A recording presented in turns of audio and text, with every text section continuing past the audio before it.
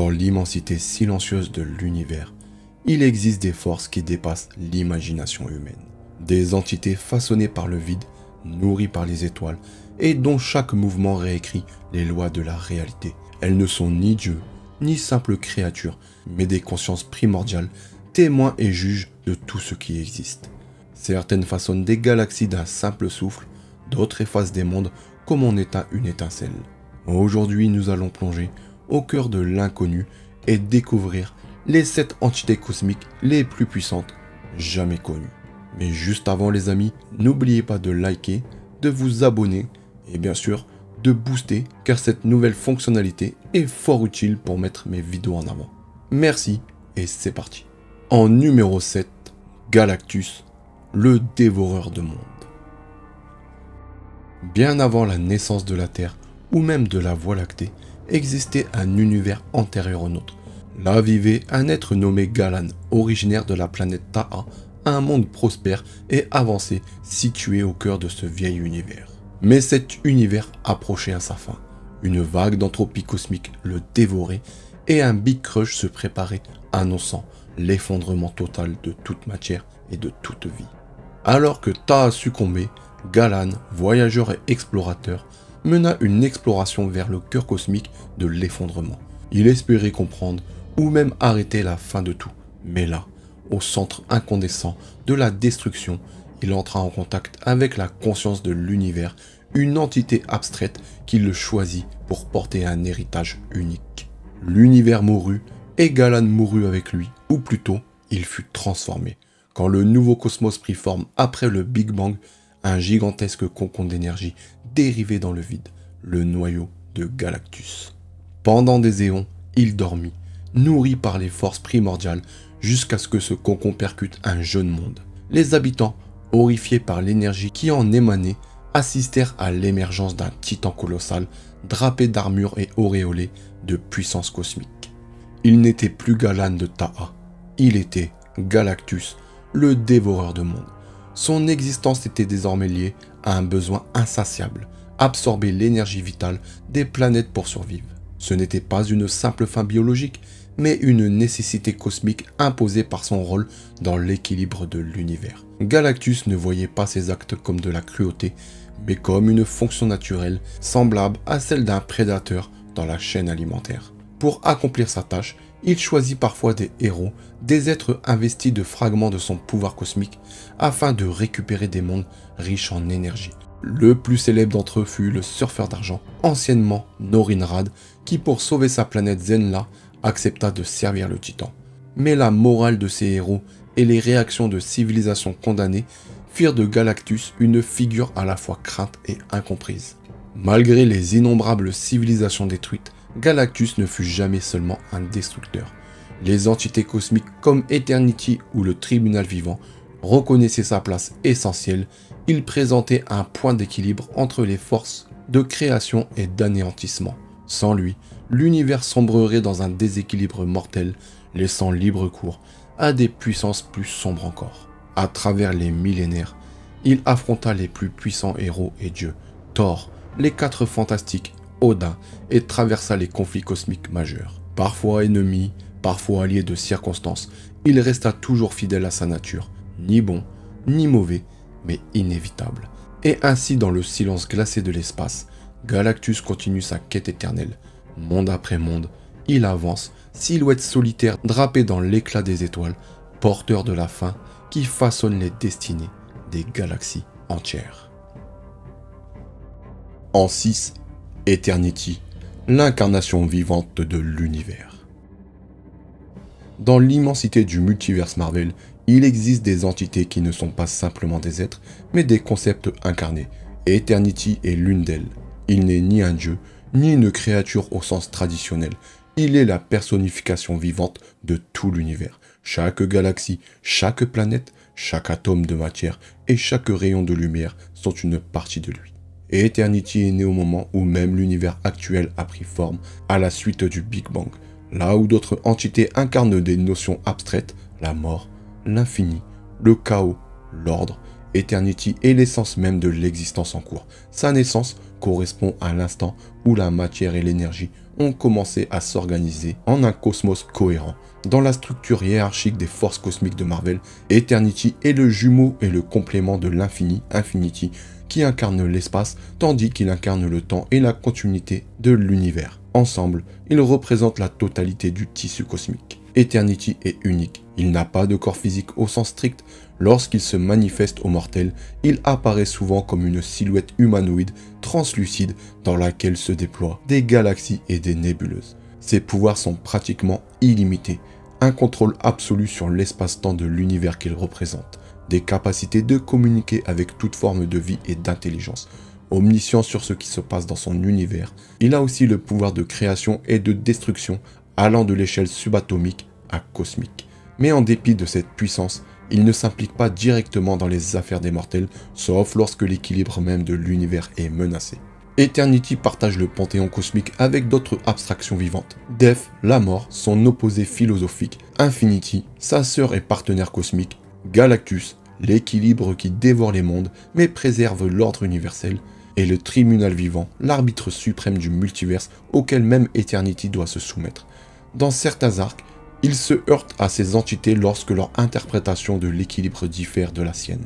Il a eu des moments clés dans les comics, comme face à Dormammu, où il apparaît pour guider Doctor Strange dans sa lutte contre Dormammu, démontrant qu'il peut intervenir lorsque des menaces mystiques risquent d'endommager le tissu de la réalité. Il y a eu aussi la guerre du gant de l'infini, lorsque Thanos acquiert toutes les gemmes de l'infini, Eternity tente de l'arrêter, mais Thanos, devenu quasiment son égal, parvint à le vaincre momentanément. Puis les guerres cosmiques, à plusieurs reprises, il se retrouve fragmenté et emprisonné par des forces cherchant à usurper son rôle, comme lorsque le sorcier Master Order et Lord Chaos tentent de remodeler l'univers. Eternity n'est pas une entité bonne ou mauvaise au sens humain, il est la somme de tout ce qui est. La catastrophe, la beauté, la naissance et la mort font partie de son cycle. Il ne cherche pas à empêcher la destruction de planètes si celle-ci sert le grand ordre cosmique. Pour lui, un univers est en perpétuel mouvement avec ses stratégies et ses merveilles, et la seule véritable éternité. En 5, Infinity, l'essence de l'espace.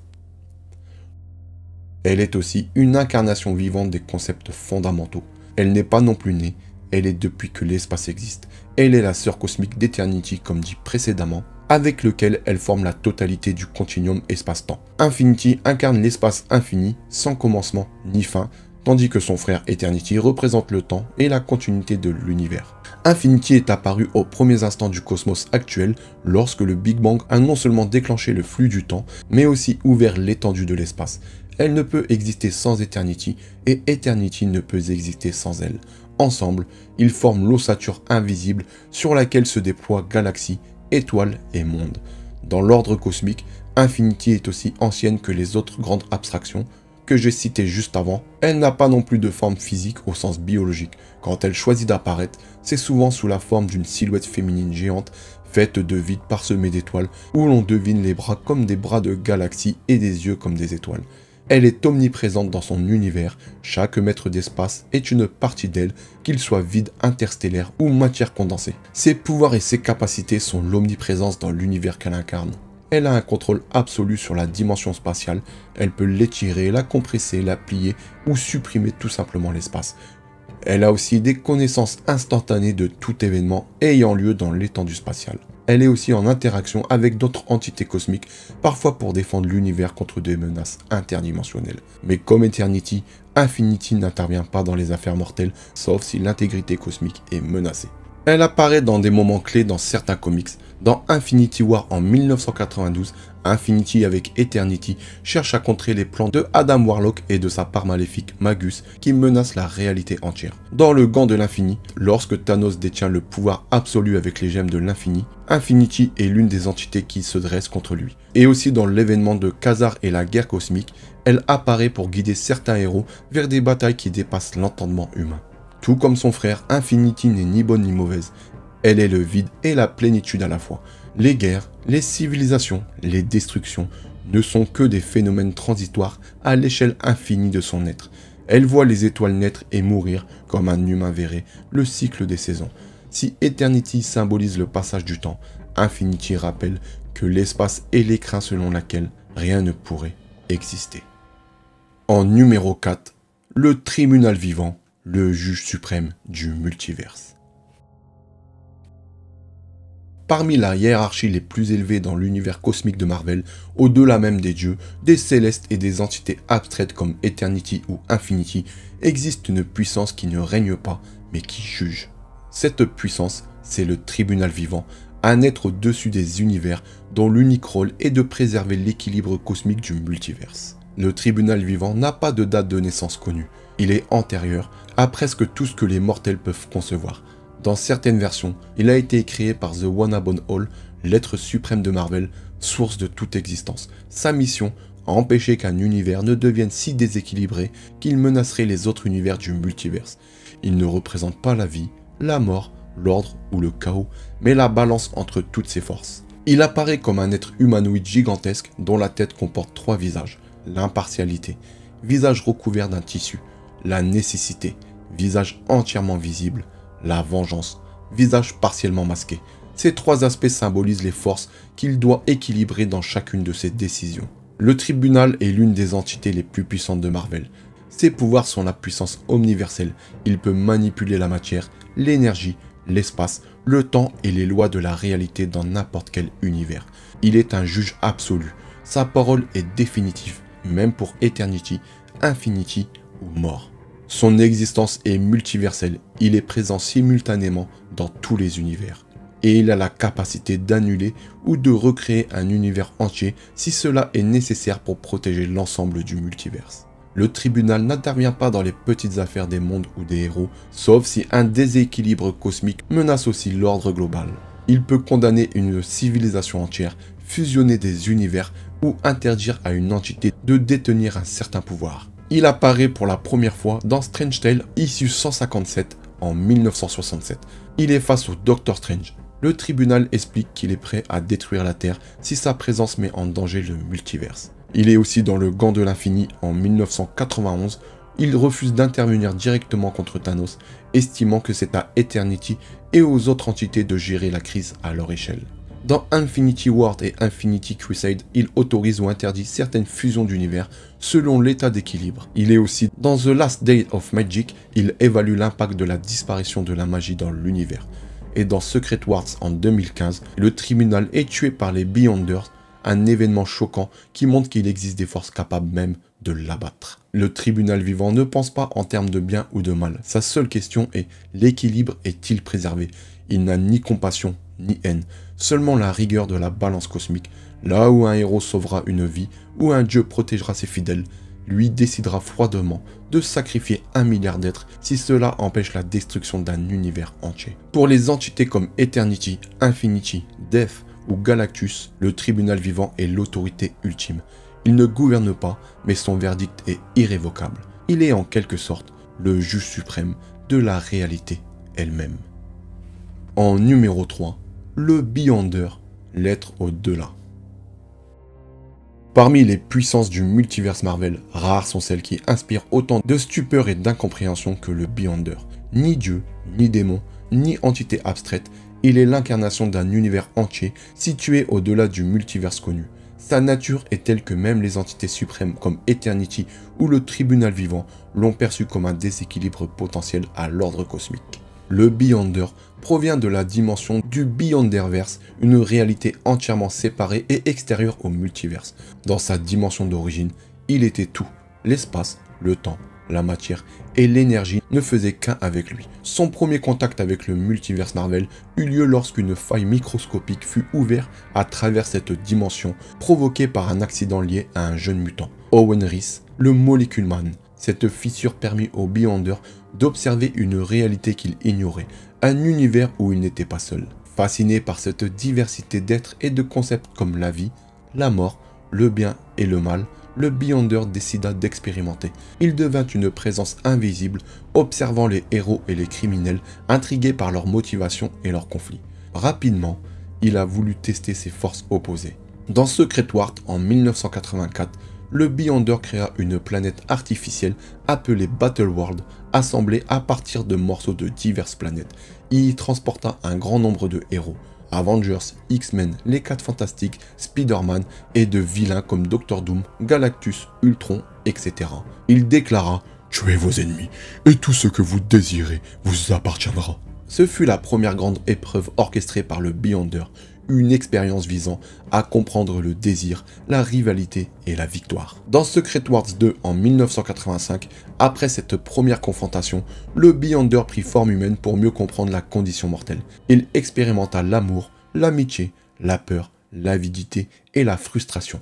Malgré sa puissance infinie, il ne comprenait pas pourquoi les mortels trouvaient un sens à une existence limitée et fragile. Ce voyage existentiel l'amena à affronter presque tous les héros Marvel, parfois par ignorance, parfois par maladresse, car ses interventions provoquaient souvent des catastrophes involontaires. Pour ce qui est de ses pouvoirs, le Beyonder est l'un des êtres les plus puissants jamais introduits dans Marvel. Il a la manipulation absolue de la réalité à l'échelle universelle, une omnipotence quasi totale, création, destruction ou transformation de matière et d'énergie, la capacité de transcender l'espace et le temps, une immunité contre toute attaque physique ou énergétique. Sa seule faiblesse connue vient de son lien avec le Molecule Man, car la faille originelle reliant leurs dimensions les rendait vulnérables l'un à l'autre. Au fil des années, sa nature a été réécrite plusieurs fois.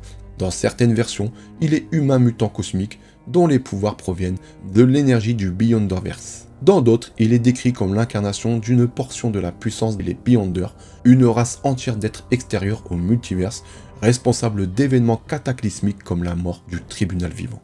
Le Beyonder est à la fois un enfant curieux et une force irrésistible. Son regard sur l'existence est celui d'un être qui n'a jamais connu la faiblesse, mais qui l'envie. Sa quête constante est de comprendre ce que signifie être quand on est déjà tout. En 2, Fulcrum, le seigneur cosmique du destin. Comme vous le savez, dans l'univers Marvel, certaines figures cosmiques sont claires et définies, mais d'autres restent obscures, mystérieuses, presque mythiques. Fulcrum est l'une d'elles. Il apparaît rarement, mais son rôle semble aussi ancien et fondamental que celui au-dessus de tout. Pas évident à dire. Fulcrum est introduit dans la série Éternelle en 2008-2009 de Neil Gaiman, puis développé ensuite par Charles Knopf. Il est représenté comme l'entité servie par les Célestes et par leur opposé, les Hordes, les deux forces cosmiques que tout semble opposer, œuvrant en réalité pour lui. Sa nature exacte n'est jamais pleinement révélée, mais tout indique qu'il se situe au sommet de la hiérarchie cosmique et peut-être en dessous de celui au-dessus de tout, ou qu'il est lui-même l'une de ses incarnations. Visiblement, il apparaît sous sa forme d'un barman dans un lieu appelé The Vestibule, un bar dimensionnel hors du temps où il accueille les êtres qui viennent de mourir. Fulcrum semble être l'équilibre vivant entre création et destruction. Les Célestes sèment la vie et façonnent les mondes. La Horde, insectoïde destructeur, dévore les planètes. Ces deux forces travaillent pour lui comme des ouvriers accomplissant une mission nécessaire à l'ordre cosmique. Il ne commande pas directement, il observe et accueille. Ceux qui meurent dans le cadre du plan cosmique viennent boire avec lui avant de passer à l'étape suivante de leur existence. Les véritables pouvoirs de Fulcrum ne sont jamais montrés directement, mais on peut en déduire qu'il a une omniscience et une omniprésence à l'échelle cosmique, une autorité sur les Célestes et les Hordes, une maîtrise totale de l'espace-temps. Le bar où il reçoit les âmes existe hors de toute dimension.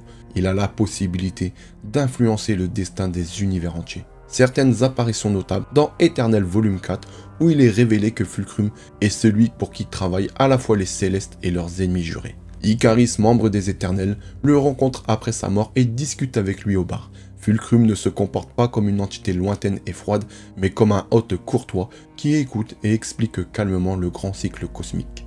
Pour ce qui est de ses relations avec les autres entités, comme je vous ai dit, les Célestes, ils sont ses ouvriers, créant la vie et évoluant les espèces.